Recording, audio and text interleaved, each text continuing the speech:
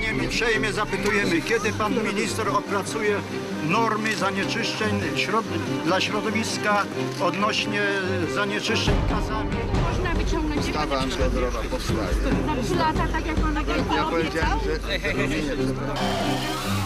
Could you please tell us what are your concerns? Pierwszy problem to jest koncentracja przemysłu szkodliwego dla środowiska, a więc przemysłowe fermy tuczu, zakłady utylizacyjne. Ja chcę czyste powietrze, żeby nie śmierdziało, żeby moja wnusia żyła w czystym powietrzu, zdrowo, tak? Żeby mogła żyć naprawdę zgodnie z przyrodą.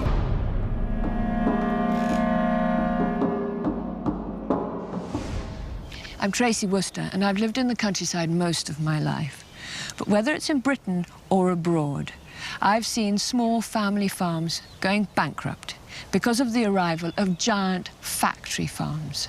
For years, I've campaigned against the destruction of rural livelihoods and to improve animal welfare.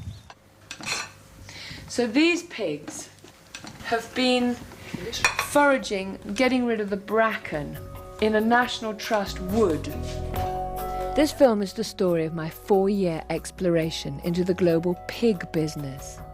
A journey which goes from the UK to the USA, South America and Poland. To find out where and how pork is produced, who wins and who loses. But you'll be lucky to find any of this information on the label.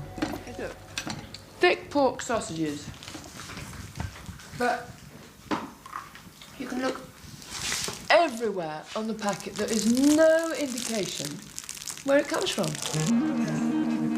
Though you can buy high welfare pork in some UK supermarkets, if you want to pay less for your high welfare pork while paying your farmer a fair price and keeping your money in the local economy, it's best to go to your local farmer's market. They know the quality of the product because we have a direct relationship with our customers. If they don't like what we sell them, they'll come back next week and tell us. Oh, it's wonderful. It's marvelous. You should care.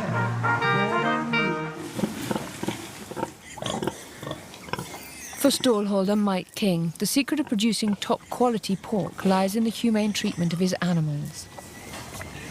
I think pigs, they're such intelligent, sort of inquisitive animals. They need to be active all day long, searching for roots and grubs and things like that. Whereas pigs in concrete boxes, they've got nothing to do all day long. They're totally bored. It's one of the reasons why I left that more intensive farming and decided to keep them like this.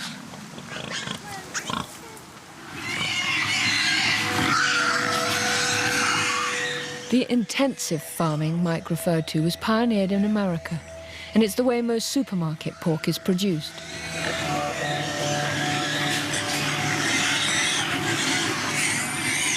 Early in my inquiry, I met up with veteran animal welfare campaigner Tom Garrett, who's opposed intensive livestock production ever since it began. What we have, I think, is the application of industrial systems that were designed to build cars and build machines to living creatures. It's infinitely cruel in my mind, and no civilized society, whatever civilized society means, ought to countenance it. Sows, for example, are subjected to confinement in a very narrow cage, so narrow they can't even turn around during gestation.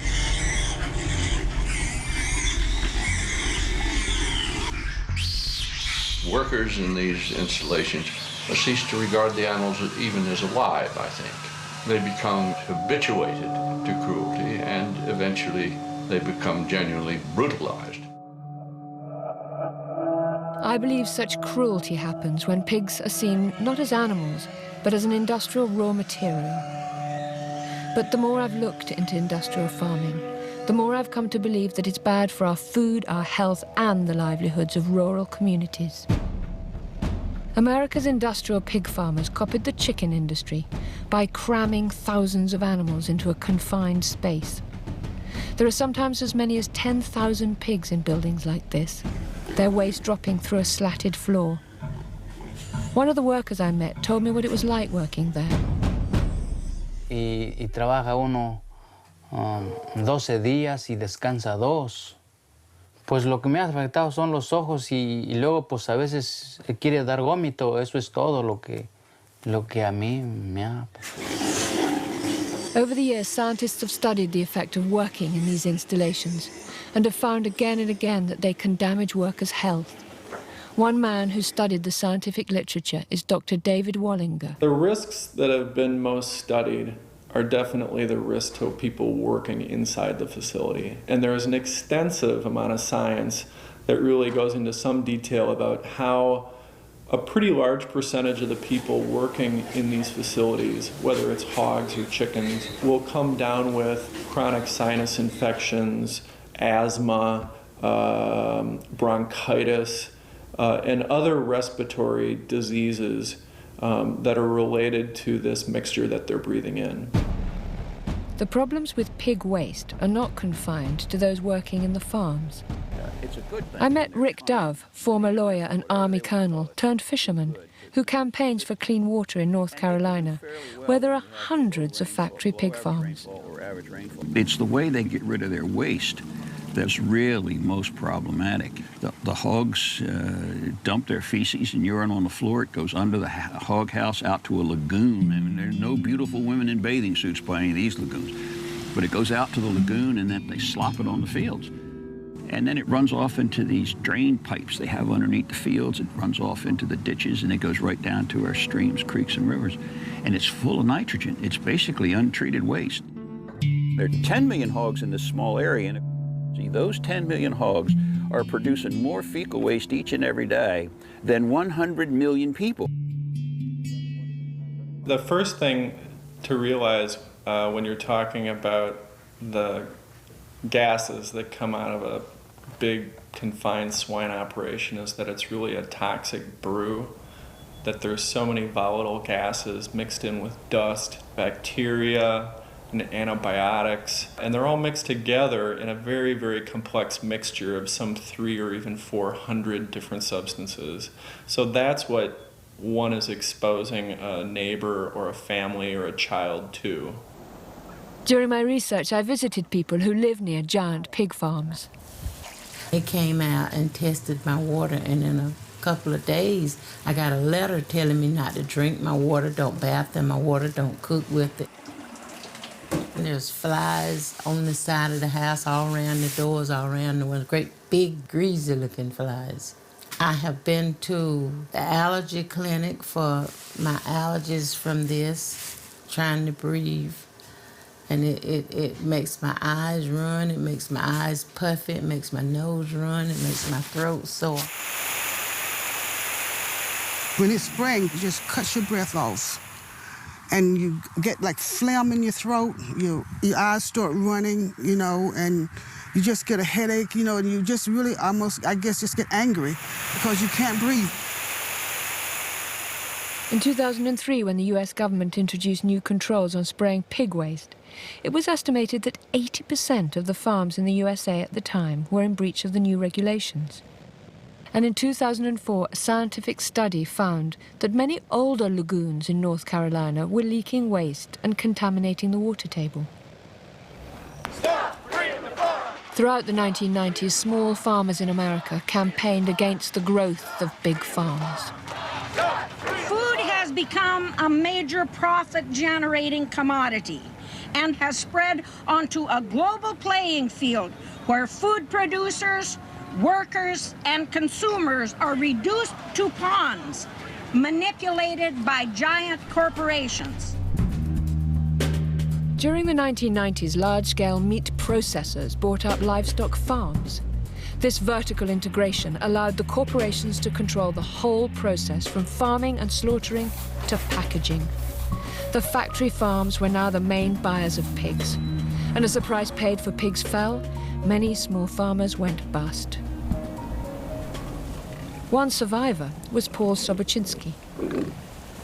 They wanted to control the market, and they wanted to control about how livestock production was going to be raised, and they wanted to take more of the profits from production agriculture, take the profits the farmers made as independent producers and put them in their pocket. My tipping point, I think, was when I saw hogs go down to $8 a hundredweight in this country, worse than the Depression in the 1930s. And I saw that that pain I saw that happen to farmers, that I knew that we had to fight back, that we had to stand up, or they were just going to roll over and take democracy, our freedom. Why is it when people are in bondage to their government, it is called tyranny? But when the oppressor is a multinational corporation, it is called efficiency. Opposition from farmers and environmentalists to the growth of factory farming had some small victories. In 2001, North Carolina banned processors from buying livestock farms, and also banned new-build factory farms from installing the lagoon and spray system. Around this time, many agribusinesses started to look abroad. One such company was Smithfield Foods of America, the world's largest pig producer and processor, with annual sales of almost $12 billion. It processes 27 million pigs a year, employs over 52,000 people, and from its US base has expanded to 15 countries. And a country to which Smithfield turned their attention was Poland, destined to join the European Union, and a country where land and former state farms were relatively cheap, labour costs low, and regulations light. In Poland, Smithfield bought the former state-owned slaughterhouse, Animex, followed by 21 state farms. Its managing director explained why. We are in the farming business because we want to make money on it, yeah? And we believe that this has a great future. First of all, we are by far the biggest farmers in Poland. Secondly, we believe that Poland is a great opportunity for let's say, a foothold to get into the European market. In Poland, the arrival of big foreign factory farms coincided with a change in the law, which reclassified the definition of pig feces from sewage to fertilizer. This enabled the farms to use spraying techniques like this, common in America. No, raczej skorzystali ci, co używają dużo tej gnojowicy i to jest, powiedzmy, jeden z negatywów rozwoju gospodarczego w Polsce. In 2003, Robert Kennedy Jr., nephew of the former US president, went to Poland to warn them of what he saw as the dangers of industrial pig farming. In 2001, he had filed a court case against Smithfield Foods, alleging that they'd broken environmental laws in North Carolina. He obtained a settlement in which Smithfield agreed to enhance environmental protections at 260 hog production facilities. I feel the responsibility to come here and warn Poland that they're going to try to get away with something in Poland that people in the United States now recognize is a catastrophe. The arrival of factory farming in Poland was controversial. The Polish Senate's Agricultural and Environmental Committee held a hearing to investigate it. They invited evidence from both Kennedy and from Smithfield. Adopting the Polish system of production to meet these challenges requires capital inputs for the upgrade and modernization of both farms and plants. 20 years ago, there were 27,500 independent hog farmers in the state of North Carolina. Today, they've been completely replaced by 2,200 hog factories, 1,600 of them either owned or operated by Smithfield Foods. Smithfield controls 85% of the hog production in the state. And every factory that's built gets rid of 10 traditional family farmers and replaces those jobs with 2 or 3 minimum wage jobs to workers who work in the plants. These facilities sicken the people who live downwind. Neighbors complain that they can no longer hang their laundry or sit on their porch during the summertime or plow their fields without becoming sick. There's now a moratorium on the construction of hog lagoons in the state of North Carolina. So here is a company that is coming to Poland and promising to modernize agriculture in Poland with a system that has been banned in the place where it was invented. Some of Kennedy's concerns seemed justified. In the same year he visited Poland, a government report was published which showed that all 14 Smithfield farms inspected had violated some regulations, either environmental construction, health, or veterinary. These included failings in the disposal of their waste, failure to look after their employees' health and safety, and the improper storage of dead animals. As in all companies in the world, we are making mistakes, but we are not, we are correcting the mistakes as soon as we make them. We are following all the Polish and the EU regulations for farming, so we are not doing any additional pollution. On the contrary, we are really trying to protect it.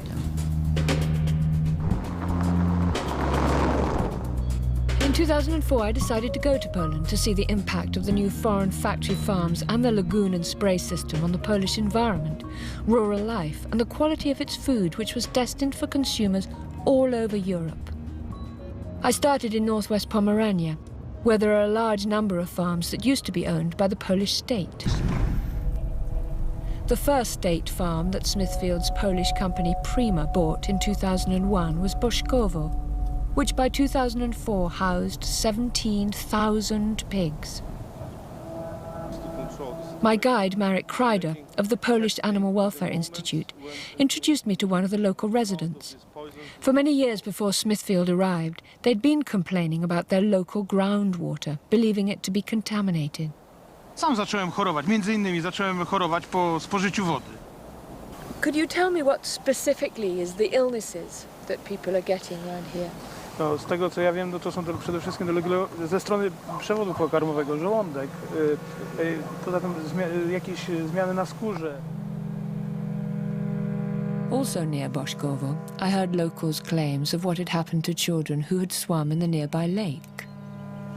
No takie normalnie po prostu takie jako odrzucenie czy coś takiego. Czerwone się robi, bo nic drapie cię i to po prostu... Red skin, they got red skin. Nie ma tak jak było powiedzmy nawet 2 lata temu, gdzie się łowiło ryby i było zielsko, tak w tej chwili nie ma. Ryby nie tak. Ona dosłownie dzień leży, za 2 godziny ona już jest nie do brania. Ona się po prostu rozchodzi. Śmierć ryba.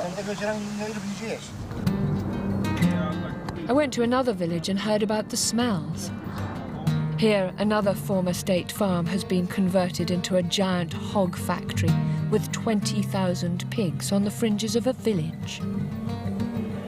Każdy, kto przyjedzie, to się pyta, jak tu mieszkacie. To ja po chemii tak nie zwracam, jak ja teraz po tych zapachach zwracam. Locals weren't just concerned about the environmental impact of intensive pig farming. There was also resentment that people had lost control of their lives. Jak większość mieszkańców tutaj, myślimy o tym, żeby użytkować tą ziemię, ale sami, z korzyścią dla nas, dla innych mieszkańców i produkując przede wszystkim zdrową żywność. Niestety nie mamy takiej możliwości, ponieważ firma Prima sukcesywnie wykupywała, dzierżawi, przepraszam, wszystkie grunty dookoła tej miejscowości, właściwie w promieniu powiedzmy nawet 20 kilometrów. Nie, my się z tym nie zgadzamy i to jest nie do przyjęcia, bo to są typowe praktyki monopolistyczne. Czyli te ceny nagle spadły na żywiec, nie? Do tego stopnia, że nikt krowie nie chowa ani świnie, a pole stoi utłoczone. Takie teraz rząd. To jeszcze my, to jeszcze, ale teraz te nasze dzieci, to nie wiem co będzie. What will happen with our children? Roboty nie ma nigdzie. No job. Wszystko bez robocie i te dzieci chodzą, muszą kraść. No, wszystko chodzi i roboty nie ma nigdzie. Zapowiada się taka bieda, że będzie złodziej na złodziejuje. Okay. By now I wanted to see inside one of the factory farms. One person and no camera. Okay, why don't you want the camera there?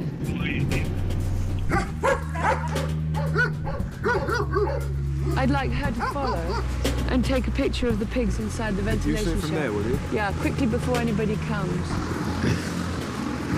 Unable to get an authorized picture of conditions inside any of Smithfield's Polish farms, a broken air vent was an inviting opportunity.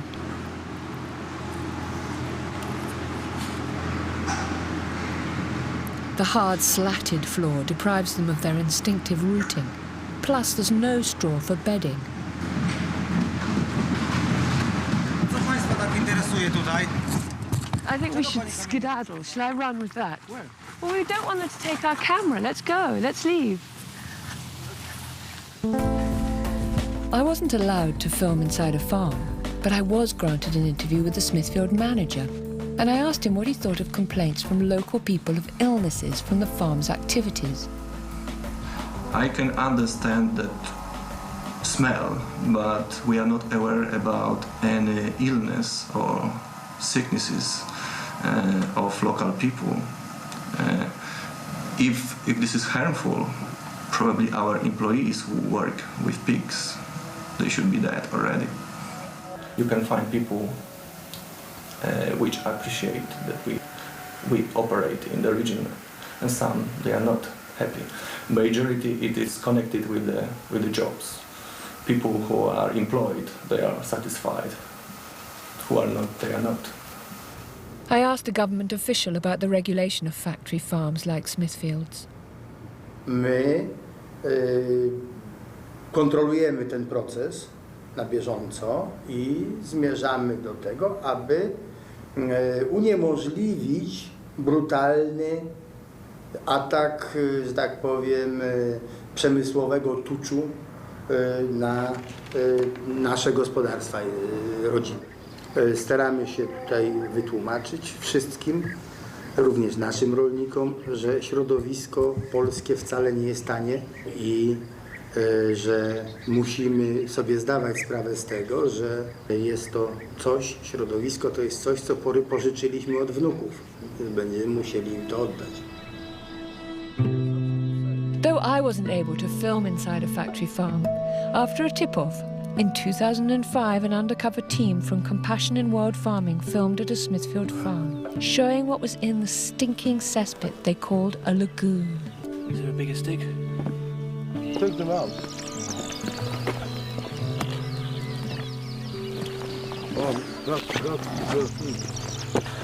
Smithfield responded to these pictures by saying it was physically impossible for dead pigs to get into the lagoon, and they would never tolerate disposing of them in this way. And they also claim that local officials, after an investigation, concluded that the pigs found did not come from their farm. Later in the same year, another team from Compassion in World Farming managed to get inside one of Smithfield's farms at the village of Viskovice.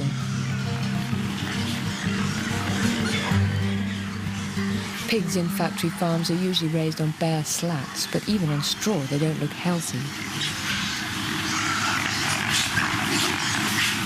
Some really lame ones in there as well.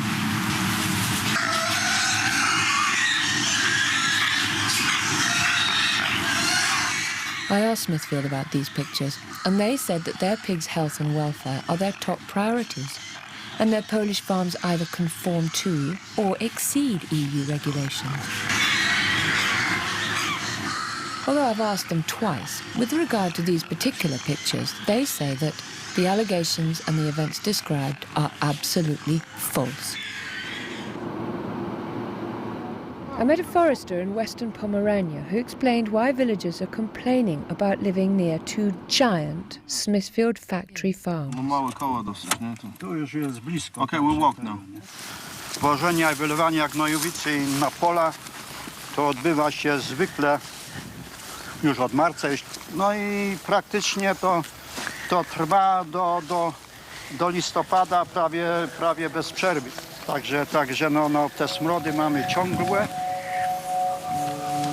Jest to takie stopniowe zatruwanie, no bo przecież te gazy, które są w atmosferze, wdychając je codziennie, no to my w codziennym życiu codziennym jesteśmy w jakimś stopniu podpruwani, nie? Tak jak tutaj stojąc i przypuśćmy te smrody, siarkowodór, amoniak, metan, skotar, inne przecież, a poza tym, no a gdzie są drobnoustroje, bakterie?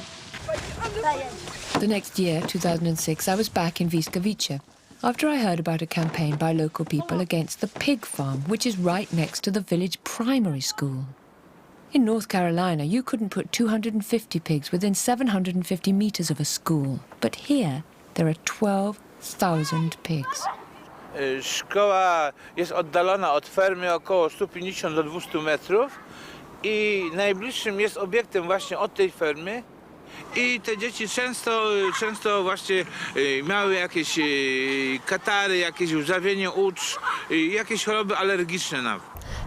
Jak zaczęły się żniwa, to nie mogliśmy otwierać okien i wychodzić na przerwy. Wszyscy się źle czuli, jak wracali do domu.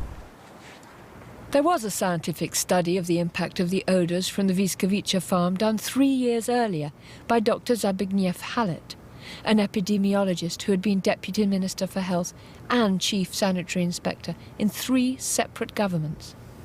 We found that those who live in closer distance from this meat factory suffer more from headaches, from sneezing, from stuffed nose, from running eyes, burning eyes, from neurological, respiratory and intestinal diseases, just because of being so much exposed to the noxious gases. Smithfield's representative in Poland, Morten Jensen, responded to these claims. First of all, I say we are complying with all the Polish and EU regulation concerning any environmental issues with the plants. On top of this, we are a little bit, difficult for us to understand this complaint because the farms that we bought there was existing farms that have been operating over many years before we bought them. Yeah? But if there is issues, we are definitely taking care of this, and we are, cooperating with the local authorities to solve those issues. More recently, Smithfield told me that allegations of air pollution had been the subject of proceedings, but had always been resolved in their favour. No danger to residents' health had been found to be associated with their activities. I asked the Minister for the Environment at the time why nothing could be done about the smells. Odnośnie zapachów nie ma norm. W związku z tym to jest poza możliwościami jakiejkolwiek kontroli administracyjnej. I tak samo to występuje w Unii. Nie mamy standardów na zapach. Given the historic experience, the Minister from the Law and Justice Party was very critical of the way factory farming had established itself in Poland in the past. Wiele ferm funkcjonuje skażając środowisko, produkując żywność kiepskiej jakości, nie respektując przepisów weterynaryjnych, sanitarnych, dobrostanu zwierząt i tylko dzięki temu są względnie konkurencyjne. Polskie prawo musi być poprawione w tym względzie i precyzyjnie, zdecydowanie respektowane.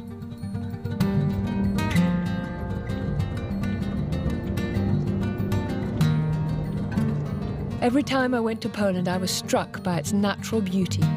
It's home to 200 species of birds that are rare or extinct in the rest of Western Europe, including 40,000 pairs of white storks that nest as cherished residents of Polish villages.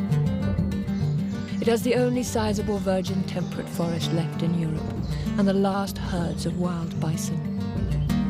Its rivers are still free-flowing and unpolluted. This is a tourist area famous for its crystal clear lakes. However, this is where there is a huge concentration of pig factories. We don't need such companies. Tourism is the basic business for people who live here to earn money. I know our people are supporting me.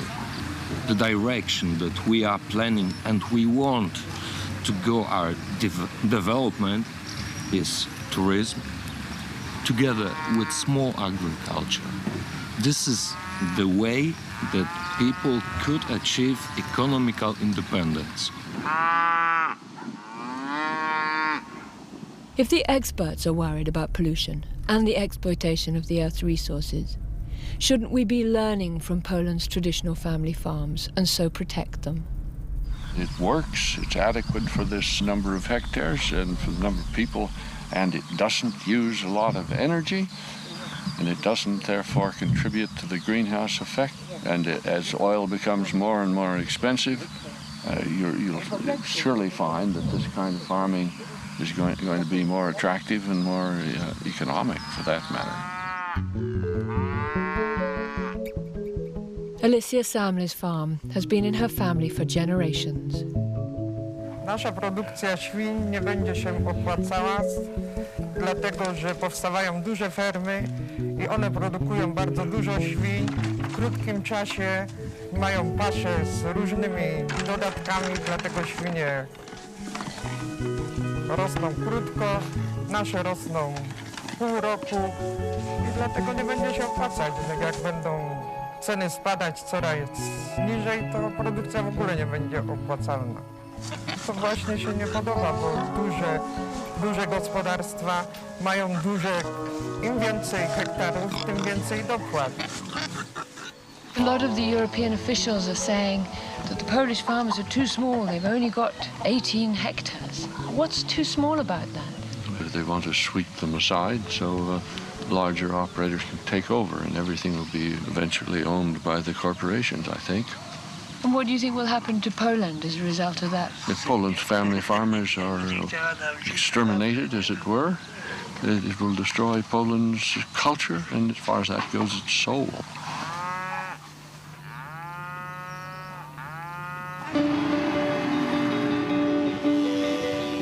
So it seems that economic development is not being determined by the needs of people, but by the need for companies to grow and compete in the global market. And believe it or not, you and I are helping to fund this. The European Bank for Reconstruction and Development, which is funded by governments, lent Smithfield $25 million to facilitate another $75 million from private banks. Smithfield benefited from a $100 million loan that was organized by the European Bank for Reconstruction and Development. This is taxpayers' money that's being applied to the expansion of Smithfield. We have a mandate, and this mandate is to promote transition in the former communist countries. We are not driven only by financial profit, but because we are driven by trying to set the way, basically trying to have a catalyst effect. And in that way, bring along with us then the private banks. The whole mission of the European Bank has been to industrialize Central and Eastern European agriculture, no question about that, and that has the effect of pushing out small farmers and independent farmers, and also the effect of opening it up to takeover by foreign corporations. Polish agriculture at the moment is not productive enough. Small farms are too small to be competitive. What would have happened if Smithfield would not have, invested? I think for me this is the big question, the fundamental question. Probably that you would have the largest meat processor in Poland, being liquidated, disappearing. Would that be a good thing for the Polish farming industry or not? So the European Bank for Reconstruction and Development has government officials from 60 countries on its board. So it sets the development pattern. But for who? For you and I, the electorate, the consumer? Or for giant corporations and the private banks that invest in them? I moim zdaniem to jest również przejaw pewnej nieuczciwej konkurencji w stosunkach międzynarodowych. Polscy rolnicy produkujący żywność znacznie wyższej jakości, lepsze, mają o wiele większe problemy i trudności z dostępem do łatwych, tanich kredytów na rozwój swoich gospodarstw, czyli tu konkurencja nie jest równoprawna. Śmiem twierdzić, że ta konkurencja jest konkurencją zaburzoną. I wanted to find out who's driving this economic ideology which promotes big business at the expense of small farms. So I went to see economist Bernard Lietaer, a former central banker and successful currency trader, now a university professor. The financial institutions are running the show. The governments are all indebted to them. In the United States, 1/3 of all contributions to political campaigns are done by the financial institutions. So there's no chance that they would change the rules of the game. I would compare the money system as a ring that we put through our nose, and it leads us where it wants to go. We forgot that we created the ring and that we put it there. So this taxpayer-funded restructuring and modernization effectively means the end to family farming. which produces good animal husbandry, good quality food, satisfying work, and protects the environment. Górę i potem tu w tym śrutowniku się mieszalnika i jest swoja pasza, nie? To znaczy śruty, pszenicy, żyta, zmieszanych różnych. Potem się dodaje czy ziemniaki, czy zielone. W zależności od pory roku, co wytworzymy na tym gospodarstwie. To są naturalny sposób karmienia świń.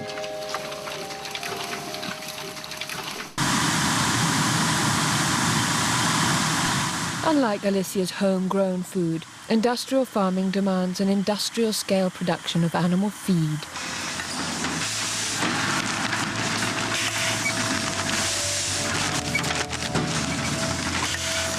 You have to be competitive, and I don't think you can really be competitive on a small farm producing your local feed in a way your grandfather has been doing, and still being able to produce it in a competitive way to the big companies like ours. Cargill is one of the world's biggest suppliers of pig feed, one of the main ingredients of which is soya, and much of this comes from South America, including the Amazon rainforest. Here, as in Poland, small farmers pay the price of industrialization, provoking widespread protest.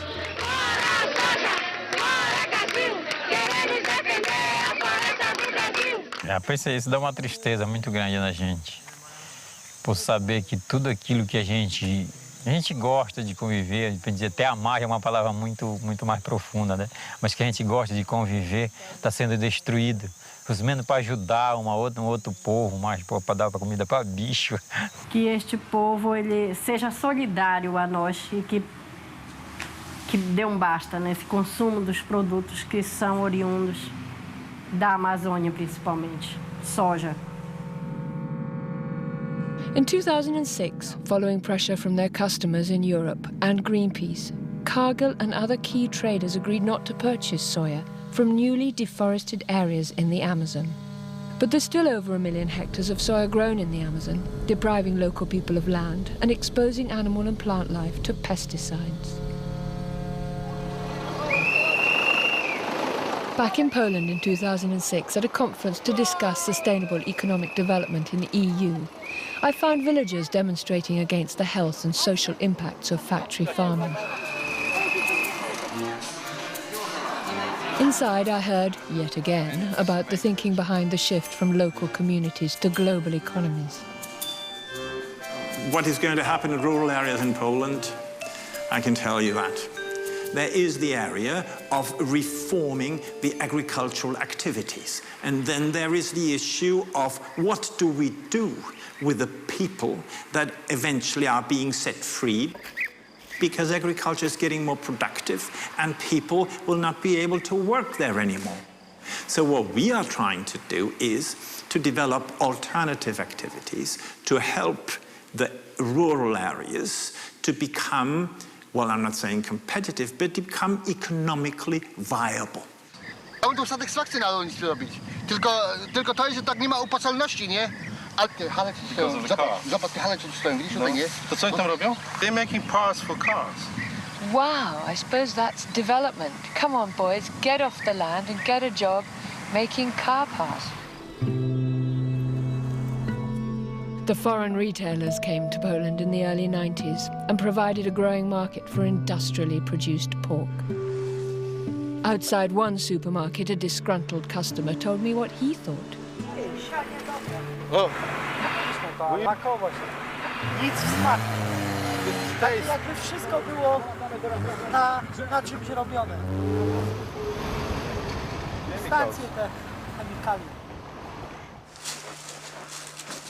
Under the onslaught of big retailers, many farmers' markets and small shops have disappeared, but some are clinging on. Proszę bardzo.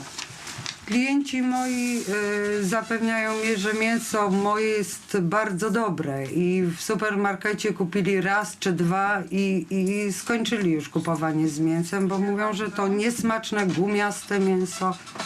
Here in Poland, the people prefer meat from such a small farms. People know that have to apologize for the word that I will use, but people knows that the meat from pig factories is bullshit. No moja przyszłość już z góry będzie stracona. Nie mam szans ich przebić cenowo, nie mam szans w ogóle, nie za duże są, zjedzą nas po prostu. When I revisited Bolesław's Grodziec, he explained how powerless he felt in the face of the advance of industrial agriculture. My nie mamy żadnego wpływu na to, że ta firma nam szkodzi.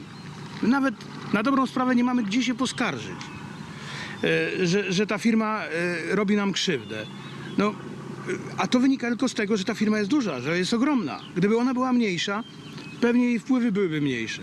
Właśnie to bardzo dobrze to powiedział. To jest ta ogromna korporacja, która gdzieś tam przyjechała. Dla nas to jest dosłownie, to jest inwazja. No. To jest pająk, który siedzi na całej kuli ziemskiej. Widać, w jaki sposób, czym jest ta globalizacja. To jest coś ogromnego, które wysysa soki z tej ziemi, z ludzi. To jest taki ogromny pająk, pasożyt taki, który żeruje tutaj na nas. In 2008, Polish farmers were on the streets again. Będziemy żądali zamknięcia tych dużych ferm w Polsce, no i tego dzikiego importu. Oczywiście dzisiaj największym problemem w produkcji trzody chlewnej jest największa korporacja na świecie, jaką jest Smithfield Woods, który przejął polski Animex w roku 99. 30% niżej cen kosztów produkcji dostajemy teraz. Czyli dokładamy z własnych kieszeni, żeby sprzedać, żeby utrzymać nasze rodziny, to musimy, nie wiem skąd, teraz musimy chyba jechać do Anglii albo do Irlandii, zarabiać, wszystko pozamykać. Nie wiem, czy pójdę na emeryturę, czy się powieszę, czy co zrobię, czy wyjadę. So-called cheap meat from factory farms has flooded every market in the EU. And Smithfield has ambitious distribution plans for the UK. In 2008, its web page, using a bit of artistic license with a pig on grass, announced their aim to dominate, or in their own words, to be the preferred supplier to the UK retail and food service industry. To you and me, that's restaurants, schools, prisons, hospitals, etc. So I went to America to check out what Britain's supermarkets could look like. Smithfield,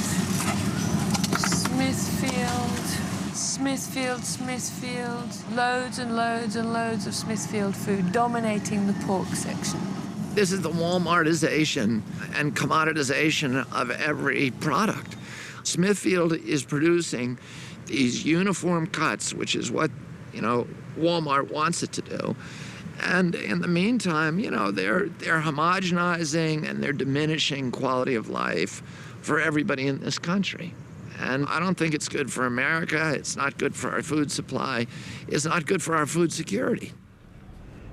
In 2006, I was refused permission to interview their chief executive, Joe Luter. However, to my delight, in 2008, they granted me an interview. Okay, so I'm just off to Smithfield to interview Dennis Tracy, who's their environmental waller, an attorney, terrifying. They must absolutely loathe me, but I'm sure they'll be extremely polite, and they will reject every single thing that I say. Hi, Dennis Tracy. How are you? Welcome to Smithfield. Let me say, I really appreciate you all coming here and talking to us. I mean, I know that you may not agree with what we do, but we really take pride in what we think we're doing, and I appreciate you giving us the shot to at least talk to you about it. If you've got 10 million pigs, and the research that I did, and you could question this, but that they defecate 10 times more than a human being, you've got the equivalent of 100 million people defecating every day in a very small area. Surely we've got to understand that there's going to be a hell of a lot of people who are suffering from the stench, and whose fishing and whose swimming in the rivers is going to be jeopardized by that system. The system is operated in a way that is not supposed to allow that. As far as things running off into the water, if that happens, that's against the law and it's wrong. Over-applying this material to the field is against the law. Having it drift onto somebody's property is against the law. We go out of our way and go to extraordinary lengths to make sure that we have a system in place that doesn't allow that. My feeling is if the big industrial producers, gosh, there's a whole bunch of them. I think Smithfield's the largest. But if all of these big guys who have industrialized this practice were made to pay the full cost of environmental protection and disposing of their waste, any family farmer in America, any family farmer in this world, I think, could outcompete them at the marketplace. The destruction of the small farm wasn't casual, it's systematic. It is the intention, it's the way that they make money, it's the design of this industry. Once a company owns both the slaughterhouse and some of the farms, it destroys the capacity of the farmers to organize and to form those cooperatives. And ultimately, it's the end of the independence of farmers. And they're no longer what we call farmers in this country, they're what they call serfs in Europe. They are no longer in control of their own lives. You say that it's a natural progression that 20,000 independent farmers should go. Is it not related to the fact that you opened an enormous slaughterhouse and therefore could decide who you buy your pigs from? Well, you can argue that, certainly. I think the common misconception that a lot of folks have is that companies like Smithfield go into our conference room and have a big discussion about how we're going to dominate the market and run people out of business and then sell our wares to the marketplace, and that just isn't so. We are responding to what our customers ask for, which is large quantities of meat products in a very short period of time, and they want it. And they want it in a particular cut, in a particular fashion. You're talking about the retail outlets. That's your customer. Yes, not the consumer. No. I'm talking about the customer, either the grocery store or the restaurant, whoever it may be.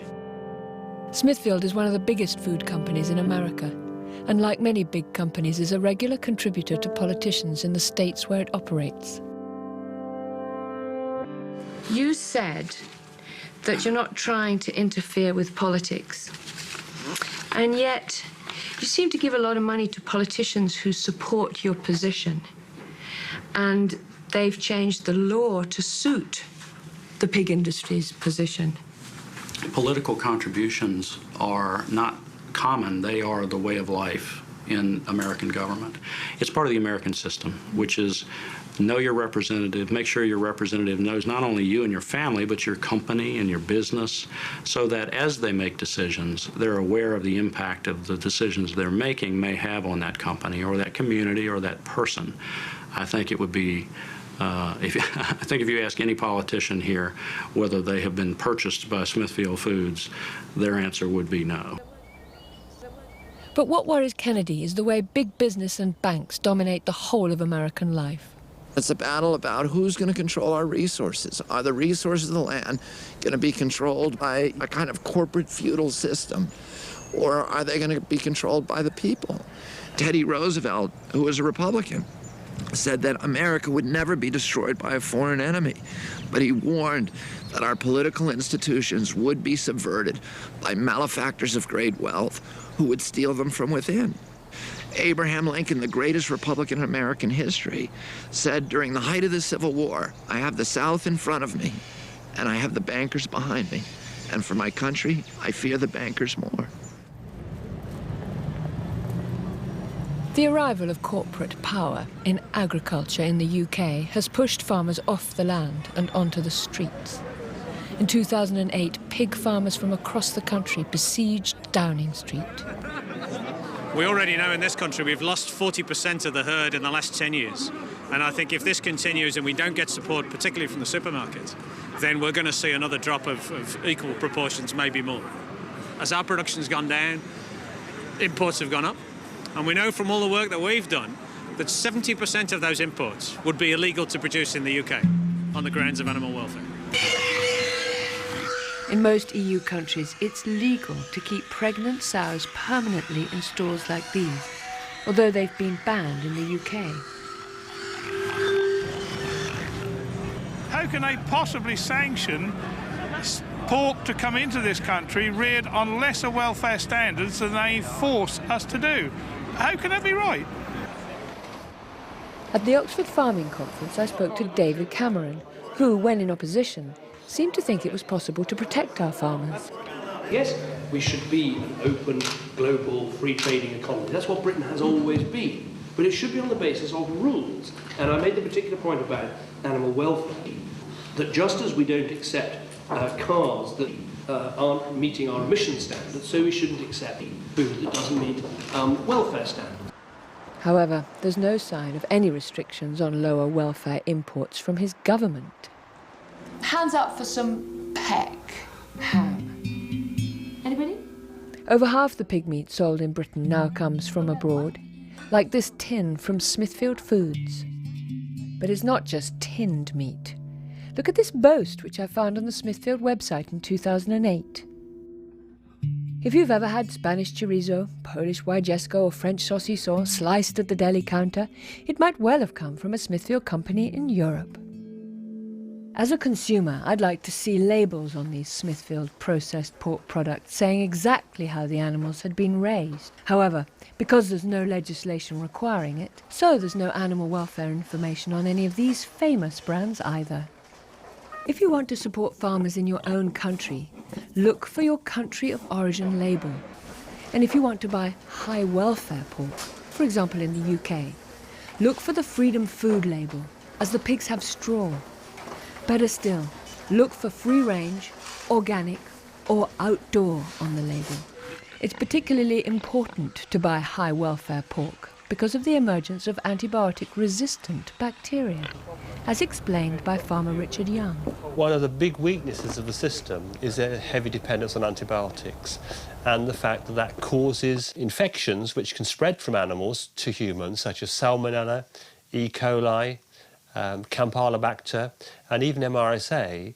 And in the Netherlands, for example, where the most research has been undertaken, 40% of their pigs are carrying a strain of MRSA that can pass to humans. It's been spread rapidly on the pig farms because the antibiotics that are being put in the pig feed are actually selecting for it. That means they kill off the other bacteria which might provide some natural competition, but they don't kill off the MRSA because the MRSA is resistant.